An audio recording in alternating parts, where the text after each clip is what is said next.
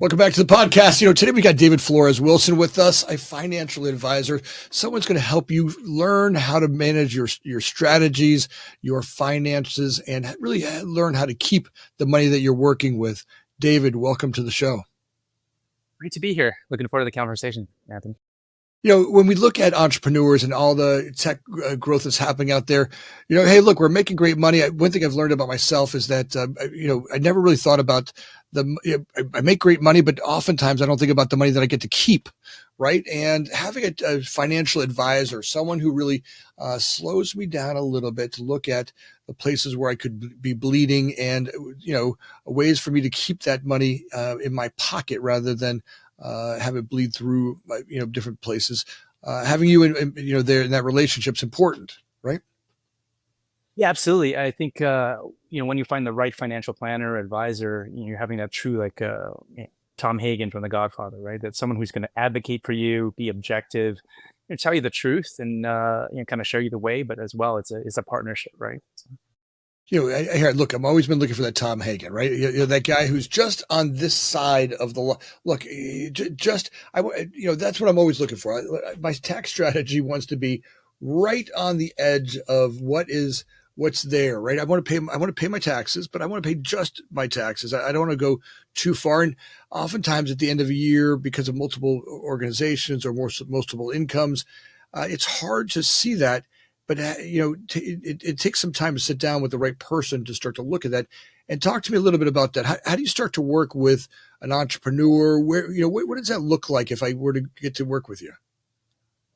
Yeah, I mean, let's face it. I mean, business owners and entrepreneurs pulled a lot of different directions. They don't have the time to learn the tax code themselves, right? And so they they rely on a team, and so someone that they trust who's understands them, their specific situation, so that way they can get the most out of the tax code. And I think generally, you know, people should get up to speed in sort of these kind of, okay, well, I can save money on taxes in kind of four general areas, right? One, on the type of entity I have, right? Whether I'm S corp or C corp, there's different strategies there. I think everyone's heard a financial say, hey, you got to defer money in a 401k. That's sort of a deferral strategy. Sometimes that works for people, sometimes that doesn't. Then of course there's the deductions and credits, and as well, sort of emphasizing long-term capital gains, which are at a lower tax rate than ordinary income. And so business owners don't have to know the ins and outs of all the different strategies, but just kind of generally keeping abreast of that and finding the right team members to implement that. Because I think what really matters is someone's sort of appetite for risk and complexity, right? Because you can implement a strategy that saves you a ton of money, Anthony, but it might be a pain in the ass. Excuse my French. No, no, Um, that's what I want to hear. Like, what do you yeah. mean by that? Like, when you say pay, like, give me an idea of what you're talking about when you're looking that way.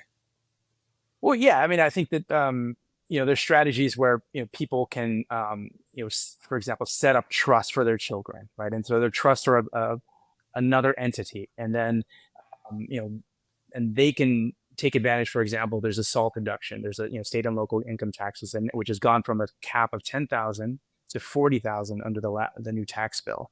And so if you open up kind of different trusts, well, then you can get the different deductions on these different trusts. You can make distributions to your kids, and then yeah, you could be at dinner and say, hey, you know what, the trust for the kid is going to pay X amount of his meal. It's ridiculous, right? Like, you wouldn't want to implement that strategy. So you want to implement strategies that move the needle, that save you money, but don't distract you from running your business. Well, and that's always what I'm looking for, right? Look, I get there's 1,000 of those things out there, and finding that relationship. I've got accountants and I've got CPAs. Oftentimes, I feel like they're just so.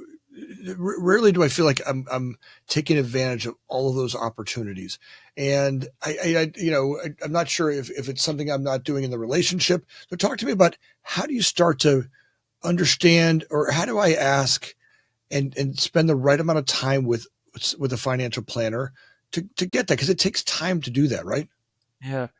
Well, I think there's something happening fundamentally, right? In terms of that, everyone has their unique perspective, and so The CPA has their own perspective. A financial planner is going to have a different one. Your attorney is going to have a different one. Even the sort of entity choice, right? Your CPA say, hey, you know what? You should be an S corp. You can save money on FICA taxes. And your lawyer might say, hey, I want you to be an LLC so you have more flexibility. And your financial planners, it's like, oh, well, it depends. And so, and then your bank might want something else. And so, just understanding the perspective of your advisor and kind of why they're kind of giving you that advice is super important.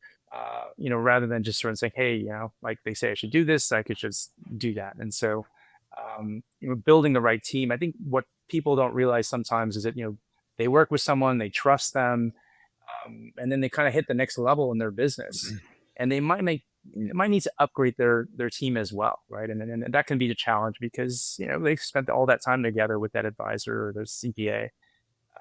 I think another thing going on in the marketplace is that let's face it, like a lot of kids aren't coming out of college to be CPAs, and so that industry overall is struggling for talent, and as well in our time. I mean, we have a hard time, kind of finding junior talent to be financial planners as well, and so CPAs are swamped, and so what we're seeing a lot in the marketplace is they're not giving the same sort of proactive tax advice that and strategy that they did for sort of 5 or 10 years ago. It's kind of a post-COVID thing, sort of inundated with different law changes and the sort of staffing issues.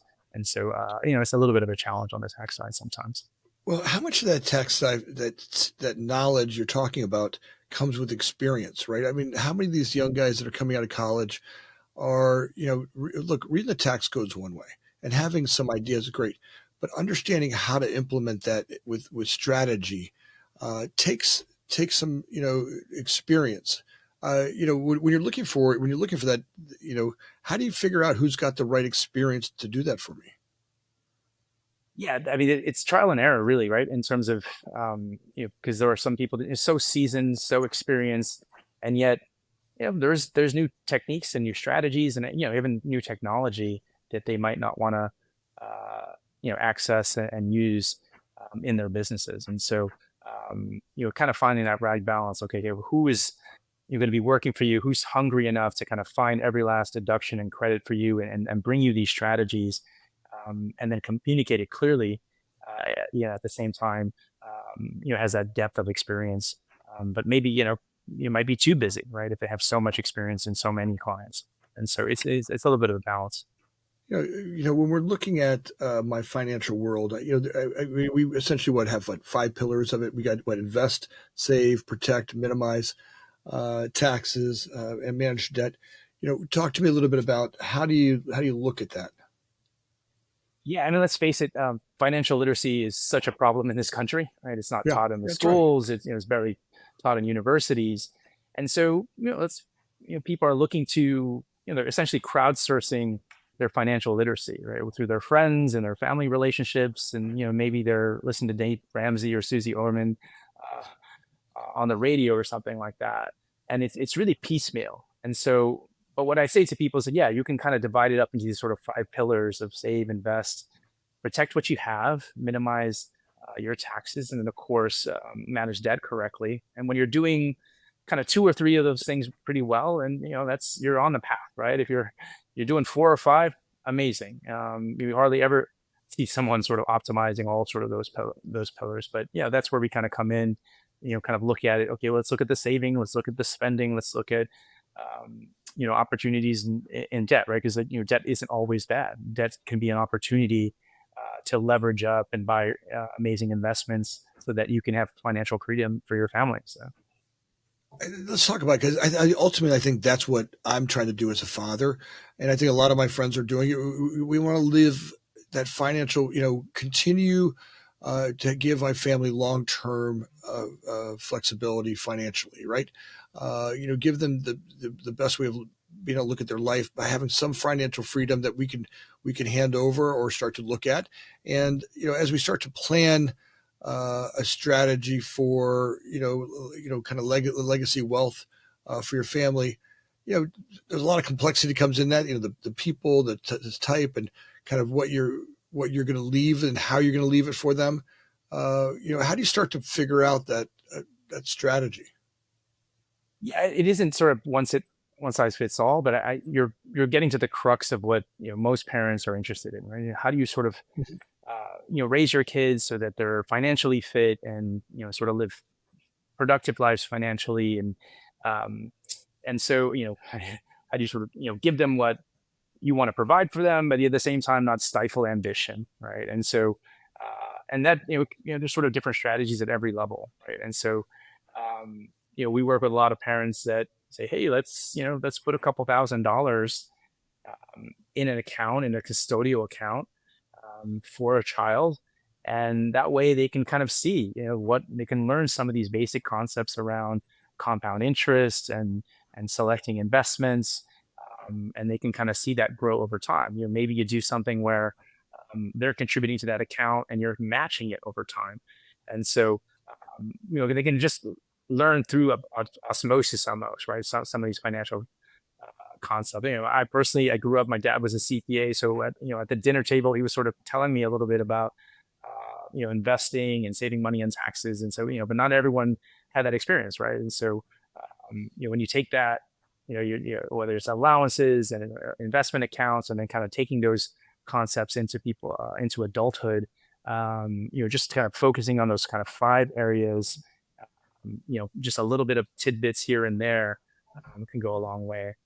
But then I think you also mentioned intergenerational wealth, and then this is sort of it's a big topic, but I think that, oftentimes we see, families with a lot of wealth, they think about, okay, well, how am I going to give this to the next generation? And they think of it as sort of an event, and for us, it's really a long transition, right? Getting them ready, getting them to become stewards of wealth, getting them to understand the concepts, understand the values behind the wealth accumulation, right? And so I think that as parents are sort of giving wealth to that next generation, there's lots of different ways, and there's pros and cons, right? You might want to give it to them early because you get to see them use it, or maybe it's too early and they're going to fritter it away. So that's some of the work that we do in terms. I think of like, okay, well, what's best for this family in particular, based on best practices. And That's been my idea with my children, and I think the same thing with my parents. It was nice, I used to say to them, "Look, he who has the gold, gets to rule the kingdom." And I'm like, "Look, keep your money until the day you die, and let the children, my sister and I worked, figure out our lives on our own, and then maybe one day when you pass away, if you want to transition that'd be great. But I want to make sure they were financially secure up until the time they were there." And there was also something about earning my own that was important, right? Something about me as an individual going out in the world and doing that. And I feel like it's the same thing for my children, is that, I'd like to leave them something that says, hey, look, as they get older, life will get a little easier.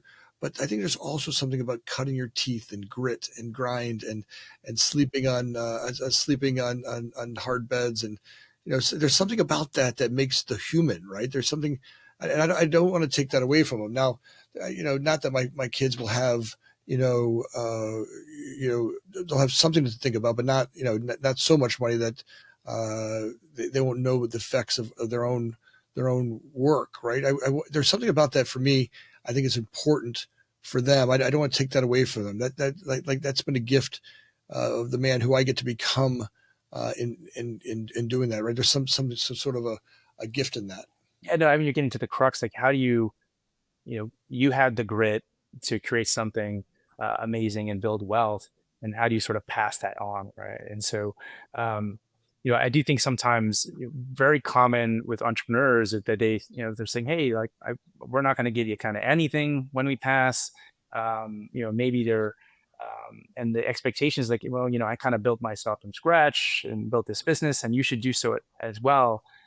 That can backfire in certain situations, right? Because that child is growing up in wealth. They're sort of they can Google you and they, kind of triangulate in terms of like what your net worth is. And so, if you sort of potentially just pass the wealth on when you pass, without sort of along the way giving them the tools, that could be a recipe for disaster as well. If you sort of you give them wealth and they didn't know that they had that wealth, well then there could be some resentment there.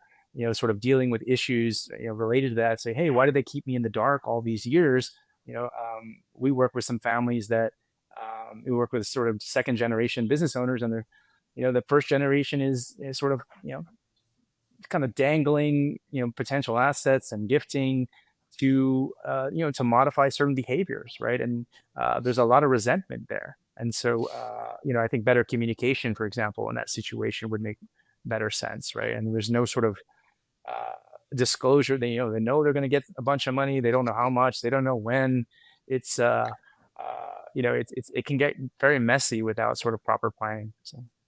Oh, come on, you see it all the time. I went through it with my family where, the wrong behavior, I'm going to kick you out of the will. And what does that cause in a family and a family dynamic? And families are already, to be a parent, to be a father, to be a husband, it's complex, right? And then it does take a lot to sit down and think about it. Okay, the strategy that we're going to take this next step. I love what you talked about where you're like, look, if you don't prepare them for this, right, all kinds of problems can arise from it. And I think that's an interesting way of looking at it. Like not thinking about, all right, look, if I don't prepare them, all of a sudden they're going to inherit something. Are they prepared to do that? Right? Do they understand their own planning? When you hand it to them, is it all going to get blown? Right? Is it, do they have a team? Because look, just like this, finding someone like yourself for me it's really important. Finding a team that can help with those strategies to, to learn. Right? Look, I'm great at my business. I'm great at the 9 companies that I own. I'm pretty good at those. But it's when it comes to the financial world, it's in the teammates. Yeah, absolutely. And we work with a lot of family businesses, and so you can imagine the complexities multiply in that situation where you're sort of thinking, it's not just about inheritance in the next generation. It's like, oh, potentially, is there a successor in the next generation? How do we bring someone into the family business? So it's a two-way street. And and if there's multiple people, and multiple siblings in that second generation, do they, one of them wants to be in the business, one of them doesn't. How do we handle that inheritance wise? And prevent like resentment potentially. Someone could be running the business in the second generation, one sibling, and the other one's like owning shares but not in the business. And so to your point, it's you got to build a team so that way you can maximize the chances of better outcomes here. I don't think that parents think about that stuff. I'm not sure, maybe not all, but at least my parents didn't think about those resentments that get built up. Because when money gets put on the picture, people change, right? And getting prepared for that and handling that, can really affect the dynamic of a family, right? I know for me, my family got pretty torn up when my mother and father passed away just, over time. And, some of those underlying things that weren't said, through that transition come out. And it was quite, and I think about it, I'm like, how could we have better prepared for that? Yeah, I think sometimes those emotions, and they want to communicate those sort of emotions in the estate documents. And people could misinterpret that, and it could break up the family when someone passes away. I think there's different ways to handle that, right? There's different side letters. Hey, you're going to get this, and this is why. And so as well, potentially just communicating those things ahead of time. And so the family isn't torn apart when the matriarch or patriarch passes away. So how do you start to really think about your lasting legacy as a, as you start to plan this out? And I started to work with an advisor. Part of it is thinking about, what's a legacy I want to leave behind for the world. Yeah, I think that in sort of family businesses or larger families, very common practice is just to have these very formal family meetings, right? And we're kind of where you physically get together, you do the retreat. It could be facilitated with consultants or an advisor or someone else, and you talk about what's important to the family, right? And so what are the values that the person with wealth in that first generation wants to communicate to that second generation, and and why? What are the stories behind them? Like, why do they feel that way? And so, yeah, I think it's also sort of an opportunity where it's a two-way dialogue, right? Because I think it's, first generation has the money. They're saying, hey, like, this is what I want to do. This is what I believe in. This is, how I want the money spent. But, this second generation could have different ideas. And so if you sort of set up those formal meetings, whether it's a retreat or something like that, just get in a conference room, and you kind of talk about these things that, what's important to what does money mean to the family?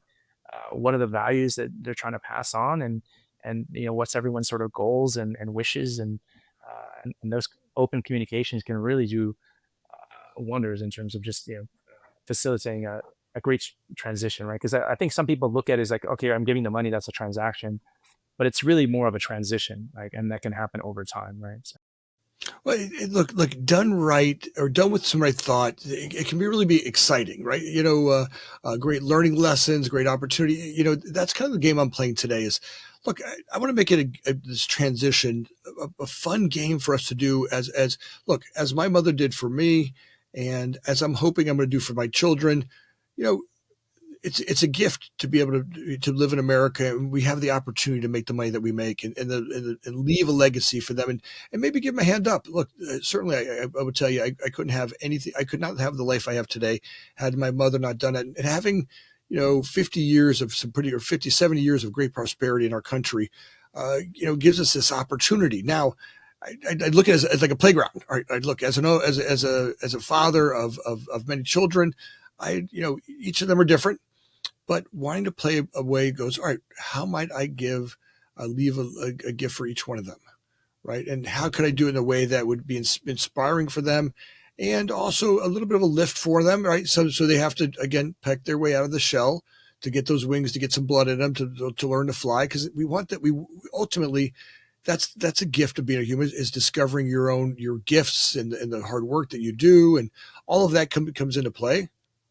Absolutely. I think that and it's interesting, right? I think that we kind of talked about family meetings, and oftentimes there's some older families that we work with that they're giving their sort of $19,000 annual gift exemption per grandchild, and they sort of they have that conversation, right? They might they might not have spoken for months, so they're like, okay, well, like, here's the gifts, like, I wanted to let you know, like, this is some of the things I believe in, and then to kind of catch up on that.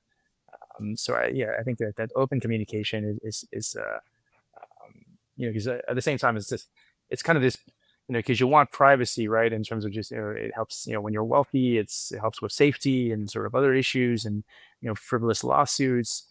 At the same time, when it comes to these family dynamics, if we want to make progress on them, that communication is super important.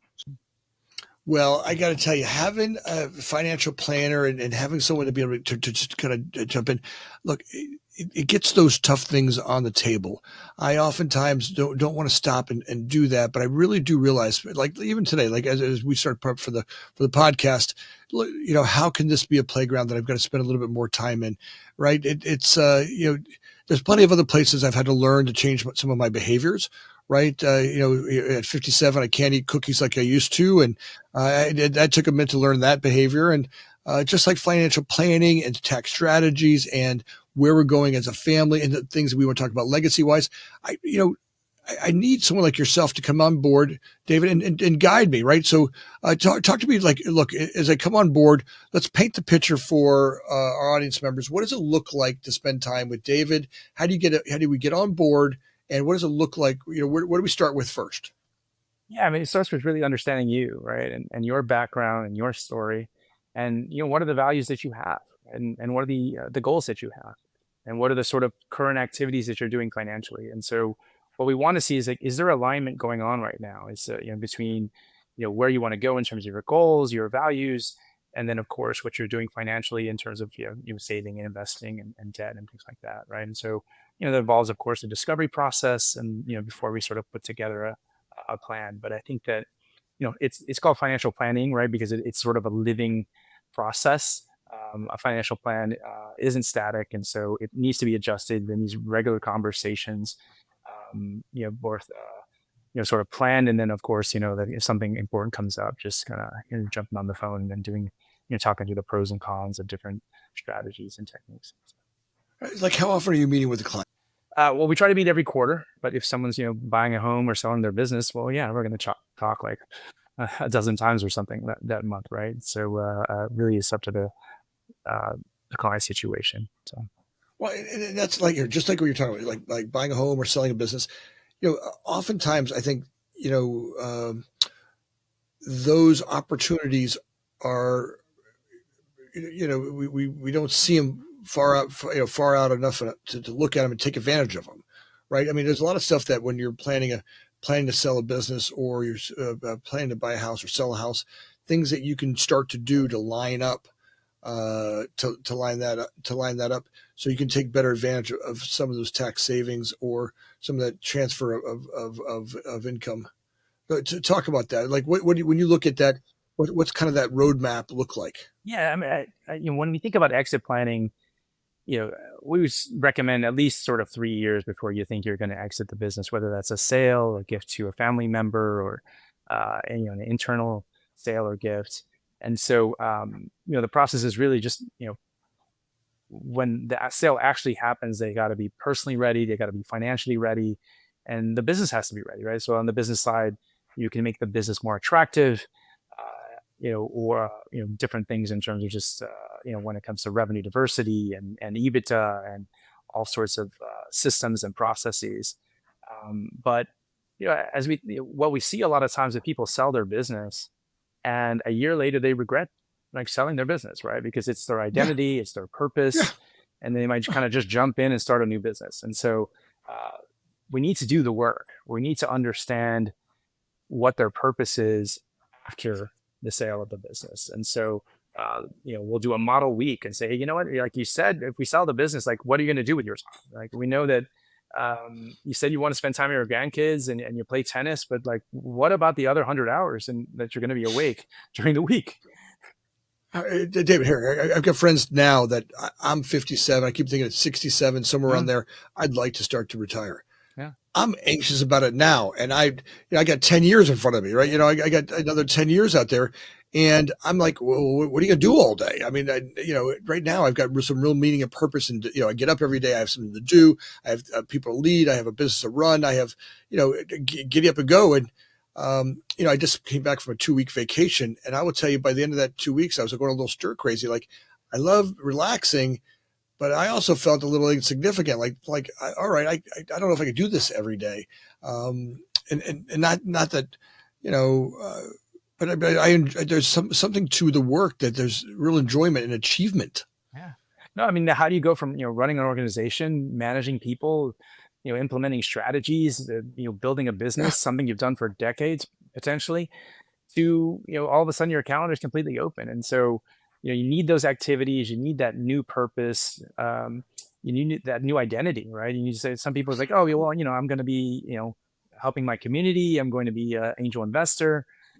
But let's experiment first, right? Before you sell the business, like, let's make some angel investments and see if that's actually something that's meaningful. You're doing some consulting to those businesses, and are you getting sort of the enjoyment out of it that you want, and the purpose, as well on the philanthropy side. Like, some people, they start to join boards, and then they realize, like, oh wow, all they want is my give get, right? They're not taking my feedback, right? So maybe they found the wrong nonprofit, right? So all that takes time, and so it's that experimentation and sort of that framework about really going deep on finding that new identity and purpose and activities in the exit process that makes a lot of sense. In addition to say, hey, let's do business improvements, let's get the business ready from a lot of different perspectives, implement systems and process, do a mock due diligence, audited financials, et cetera, kind of thing. So yeah, so exit What? planning, usually like 3 to 5 years ahead of time is usually what we recommend, and people start doing that. So Look, I completely get it, and I think that's one of the most as we transition into different parts of our life. Look, when I was a young man, I used to plan parties like no get out. You throw a party with me. I was the guy that threw the best parties, right? Just because, but I planned them. Who are the people? What are the things? What are we going to drink? Where are we going to be?